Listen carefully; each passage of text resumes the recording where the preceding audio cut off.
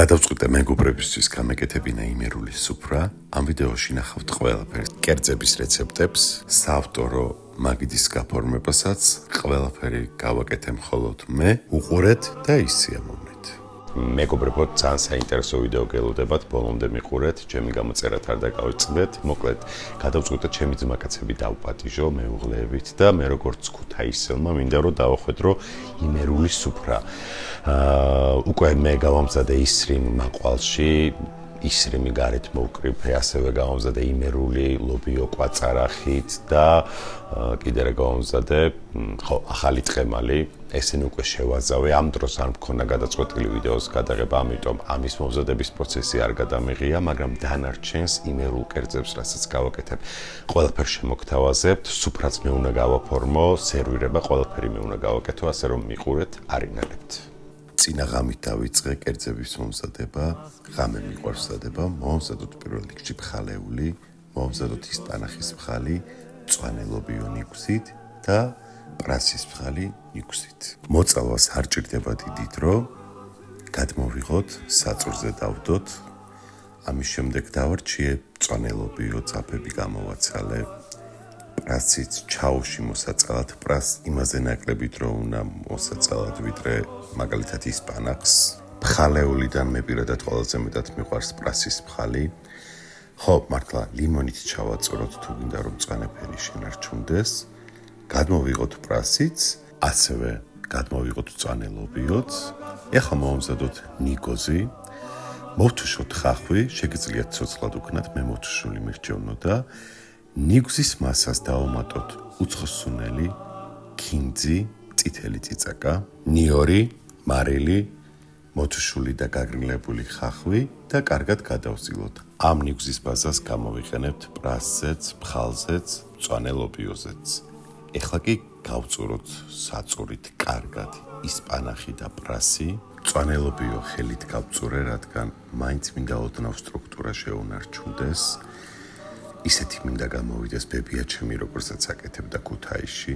ისპანახის ფხალი გავატარე, გადავკეპე მწვანე წიწაკა, დავჭერი ქინძი, შეურიე ნიგზის მასა, მოვასხი ძმარი, გადავზილე და მივიღეთ საოცარი ისპანახის ფხალი. პრასი არ გავატაროთ, დავჭრათ, ნედლად უნდა იყოს მოწალული, ასევე გადავკეპოთ ქინძი, მწვანე წიწაკა, დავუმატოთ მარილი, ნიგზის მასა, ძმარი.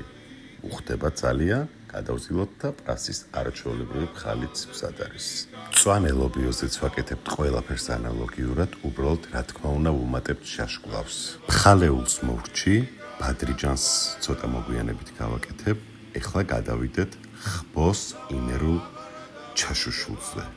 დავჭრათ ხბოს ხორცი, განმოვიტანოთ ტაფაზე, ვიდრე შეწითლდება ალყა დავჭრათ ხახვი, ამასობაში ხბოს ხორცი შეწითლდა, დავუმატოთ ხახვი, რომელიც ჩავთუშოთ ხორცთან ერთად. ჩაითუშა ხახვიც, დავუმატოთ ღვინო, ყოწახურის მარცვლები და ნიორი, დავუმატოთ დაღერხილი წითელი წიწაკა, კარგად გადავურიოთ. ცოტა ხანში დავუმატოთ ბროწეული, ასევე გადაურიოთ და კერძით მზად არის. ამას უბრალოდ დაჭირდება სუფრაზე მისატანად კეცზე გადაცხელება. ეხლა კი მივხედოთ ნიგვზიან ბადრიჯანს, რომელსაც ოდნავ განსხვავებულად ვამზადებ, რადგან მინდა რომ გულსართი იყოს თეთრი. მოკლედ გავატაროთ ხახვი, დავასხათ ადუღებული წყალი და დაველოდოთ გაგრილებას. ეს იზამს იმას, რომ სიმწარე გაუვა ხახვს და მოთუშული არ იქნება, ფერი შეუნარჩუნდება. რომ გაგრილდება, წყლით კარგად გავრეცხოთ და გავწუროთ. ამასობაში დამათენდა. ხახვის მასა ბუნებრივია გადავიტანოთ ნიგოზში, დავუმატოთ მხოლოდ და მხოლოდ მარილი და ნიორი, არანაირი სუნელი, არანაირი ძმარი. ეს აძლევს საოცარ გემოს და თეთრი ფერის გულსართს. ბადრიჯანი არ უნდა დავჭრათ თხლად, უნდა დავჭრათ სკლად და უნდა შევწვათ ისე, რომ კარგად არ დაიბრაწოს, აი საშუალო ცეცხლზე, ოდნავ დაიბრაწოს ისე, რომ თეთრად შემწვარი გამოვიდეს. და ესე გვალად გადავახვევთ, უკვე მე დავდები მთებზე, რითაც სუფრაზე უნდა გავიტანო. დუშეთის ქათმის წიწილა შევწვათ ისრიმ მაყვალში ჩასადებად, რა თქმა უნდა სოფლის წიწილა მოუხდებოდა, მაგრამ დუშეთის ქათამი არის მართლა საოცარი გემრიელი პროდუქტი, ამიტომ გირჩევთ ყველამ რომ გამოიყენოთ. თუ გინდათ რეკლამად ჩათვალეთ, უბრალოდ მართლა ყველაზე გემრიელი ქათმის პროდუქტია თბილისის ბაზარზე, რაც იყიდება ჩემი აზრით.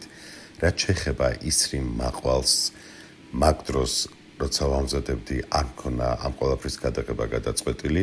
მოვამზადე ჩვეულებრივ, მაყვალს დავუმატე ისრიმი, დავაბლენდერე, შემდეგ გავწურე, დავუმატე ნიორი, ქინძი, მარილი. მჭადის ფქვილი გავცრათ, კარგად გადავსილოთ, დავაცხოთ უზეთოდ და სტუმრების მოსვლამდე გამოცხარი ჭადები გავახვიოთ ნაჭერში და ლეიბის ქვეშ დავდოთ, რომ სითბო შეინარჩუნოს.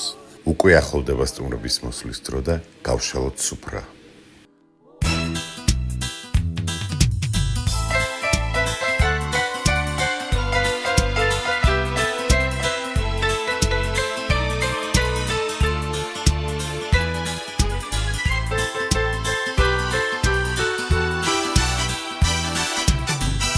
საუცხო არის ჩემი იმერეთი, იმერეთის სიყვარულის მხარე,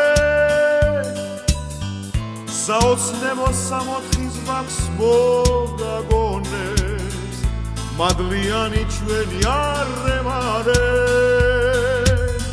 მობრძანდიო ჩვენთან, გეტყვის მასპინძელი, დიანდაზად დაგეგებათანა.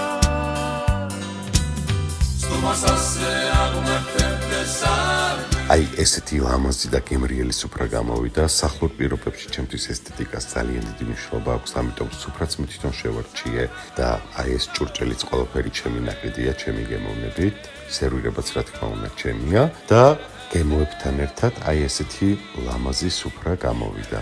სალატს არ გეგონოთ რომ მოვასხი კახურიზეთი, კახურიზეთთან საწინააღმდეგო არაფერი არ მაქვს, უბრალოდ იმერულ სუფრას უფრო მოვხდა ძმრიანი სალატი, ამიტომ ძმარი მოვასხი. აბსოლუტურად ყველაფერი ჩემი გაკეთებულია. ერთადერთი კუპატი ვიყიდე აგროხაბში, იმერული კუპატი, რადგან აგროხაბს აქვს გემრიელი, კუპატი არ მომზადებია მე. მწვანე ახალი ტყემალი მოვამზადე, რა თქმა უნდა, აყვავებული ქინძით, აყვავებული კამით, ნივრით და ომბალოთი, ხოლო ამალესი ლილობიო, რა თქმა უნდა, მომზადე იმერული წესით, პრასით, კვაწარახით და ქინძით.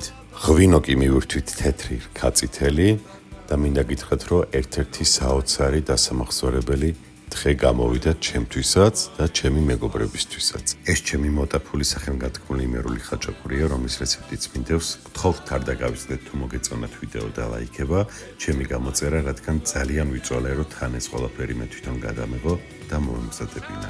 აბა თქვენ იცით. სიყვარული სავსე მთვარეს ლიმონივით გამოწურავს. ადიდებულ ოკეანეს გაცურავს და გამოცურავს, მაგრამ რა კარგია, როცა არაფერი მოგწონს. როცესთვის.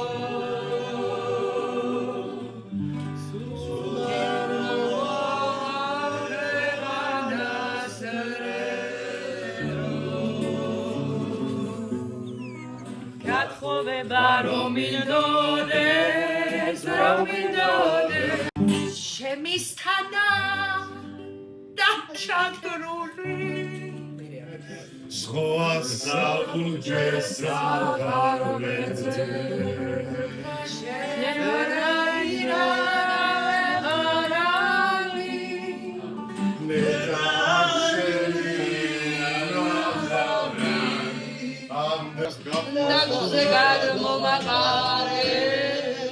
შენი ბალი ყაყაჩო ყაყაჩო მერეში ზახია საბოლე